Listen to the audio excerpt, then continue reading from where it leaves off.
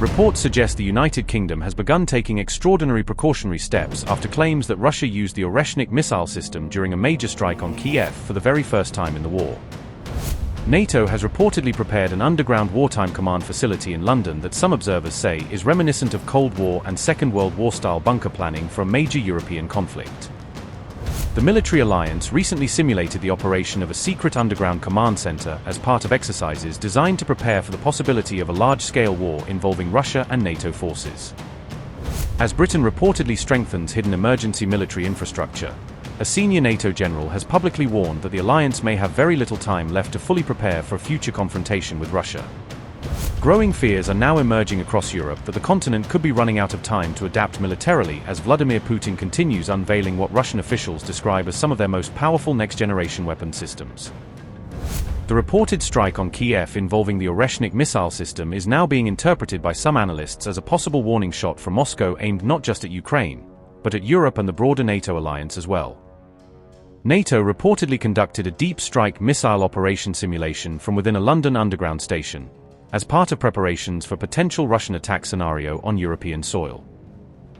Around May 22, a UK-led NATO command structure temporarily transformed Charing Cross Station into a fully operational wartime-style command room for high-level military coordination exercises.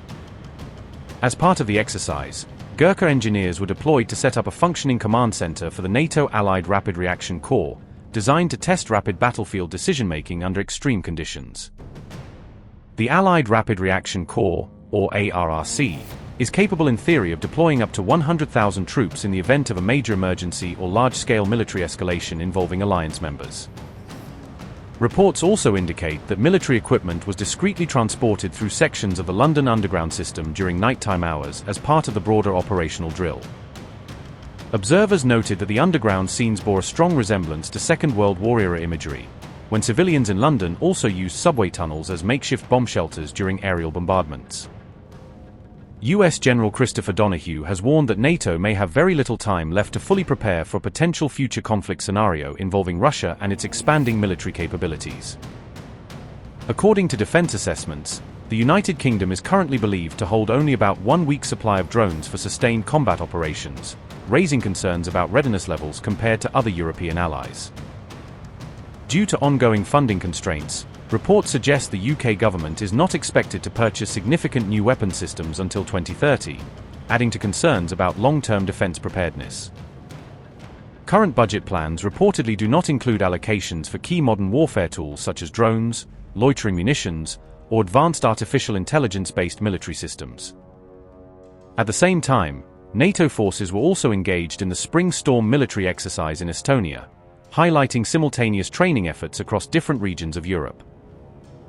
These underground operations in the UK were conducted in parallel with Russia and Belarus carrying out their own nuclear-related military drills, further intensifying the perception of rising global military tensions.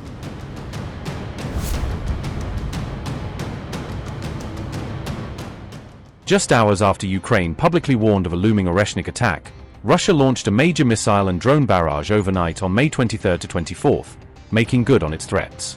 Monitoring groups said that more than 50 Russian missiles and over 700 drones were directed at Ukraine. At least one person was killed and 24 others were injured in the Russian attack, officials said. A second wave of strikes began around 3 a.m., with air raid sirens wailing across multiple regions as people scrambled for shelters. Explosions were also reported in the cities of Cherkasy, Kropivnitsky, and Khmelnytsky, indicating a broad, countrywide targeting pattern. Russian media outlets themselves reported that Oreshnik ballistic missiles were used, directly echoing the very warning Zelensky had issued a day earlier. Meanwhile, a separate Russian drone attack struck a funeral procession near Sumy, killing at least one person in an especially grim incident. On May 23, Zelensky had warned Ukrainians that Russia might soon strike using Oreshnik missiles, urging the public to take air raid alerts seriously. He said this warning was based on intelligence shared between Ukrainian services and their American and European partners, underscoring the seriousness of the threat. Zelensky also claimed Moscow might be preparing a combined strike that would use multiple weapon types simultaneously to overwhelm defenses. He specifically mentioned that the Oreshnik intermediate-range missile could be one of the key weapons used in such a combined barrage. Zelensky said, and I quote, "Our intelligence services reported receiving data, including from American and European partners, about Russia preparing a strike with the Oreshnik missile. We are verifying this information.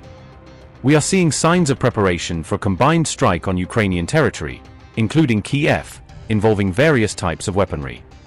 The specified intermediate-range weapons could be used in such a strike. It is important to act responsibly on air raid alerts, starting this evening. Russian madness truly knows no bounds, so please protect your lives, use shelters. End quote. Moscow first used the Oreshnik missile against Ukraine in a major attack back in November 2024, marking the weapon's combat debut. At that time, Russia claimed the missile had been aimed at a Ukrainian military-industrial facility, framing the strike as a blow against Kyiv's war machine. A second reported use of Oreshnik came in January 2026, when missiles struck targets in the Lviv region in western Ukraine. Russian claims about the system include that its warheads can withstand temperatures comparable to those found on the surface of the sun, adding to its fearsome image. The much-quoted 4,000 degrees Celsius figure for the Oreshnik missile's re-entry or impact temperature comes directly from President Vladimir Putin himself. The latest attacks on Kyiv followed an earlier strike in which Ukraine reportedly hit a college dormitory in Luhansk between May the 21st and 22nd. Russia says at least 21 people were killed and 42 wounded in that attack, which Moscow denounced as a monstrous crime by Kyiv. Ukraine has denied Russia's accusations, while Putin publicly warned that there would be a stern response to the incident. Putin labeled the Luhansk strike a terrorist attack and ordered his military commanders to prepare suggestions for how to exact revenge. These new missile and drone attacks coincided with Russia and Belarus conducting nuclear drills just kilometers from the NATO border, sending a pointed signal to the West.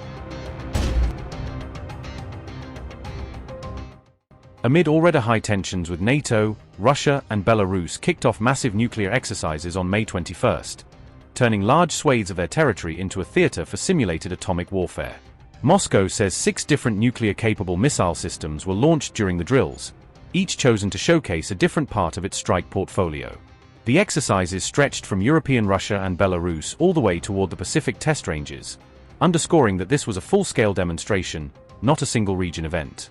Submarines, surface warships, strategic bombers, and ground-based launchers all took part, weaving together sea, air, and land-launched strikes in one script. Reporting around the drill suggests the goal was to underline just how diverse Russia's nuclear arsenal has become, from heavy ICBMs to tactical systems and new hypersonic weapons. All of this is happening while Moscow publicly warns NATO states against any direct military escalation, using the drills as both a signal of readiness and a tool of deterrence.